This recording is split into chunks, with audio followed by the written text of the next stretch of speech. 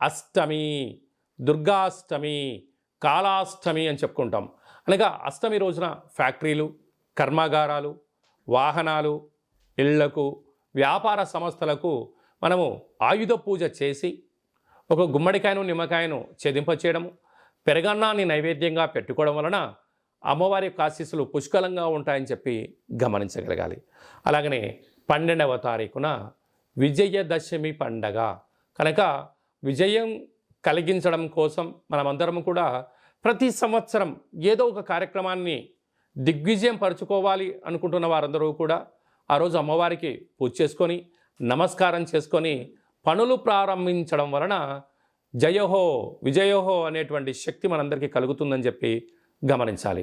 ఆ రోజు సాయం సంధ్యాకాల కార్యక్రమంలో శమీ వృక్షపు పూజ చేసుకొని ఆ యొక్క బంగారాన్ని తీసుకొని వెళ్ళి అమ్మవారి దగ్గర పెట్టి పూజ చేసుకోవడం, తల్లిదండ్రులకు, గురువులకు, పెద్దలకు, సన్నిహితులకు ఇచ్చి వారి ఆశీర్వచనం తీసుకోవడం వలన మనకు సర్వత్రా ఆ అమ్మవారి యొక్క ఆశీస్సులు ఉంటాయని చెప్పి గమనించాలి.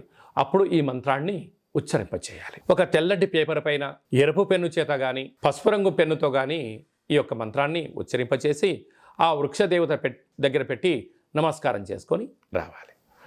ఓం శమీ శమైతే పాపం శమి శత్రు వినాశనం అర్జునస్య ధనుర్ధారీ రామస్య ప్రియదర్శనం శ్రీ అపరాజితాదేవ్యై నమోస్తుతే అనేటువంటి మంత్రాన్ని 27 సార్లు ఉచ్చరింప చేసుకొని అక్కడ అమ్మవారి దగ్గర ప్రదక్షిణ చేసి నమస్కారం చేసుకోవడం వలన రాముడు ఎంతటి విజయాన్ని పొందాడో మనకు కూడా అలాంటి విజయాన్ని ప్రసాదించమని అమ్మవారిని కోరుకుందాం. కనుక ఈ అక్టోబర్ మాసంలో అమ్మవారి యొక్క ఆశీస్సుల కోసం కనీసం ఈ 9 శరన్నవరాత్రుల రోజుల ఆవాసం ఉండడం, భగవంతుడు అమ్మవారి యొక్క సేవలో ఉండడం, లలిత సహస్రనామ పారాయణ వినడం, ఏది మంత్రాన్నైనా ఒక మంత్రాన్ని సాధన చేయడం వలన మనకు అద్భుతమైనటువంటి ఆయుర్శక్తి కలుగుతుందని చెప్పి గమనించాలి.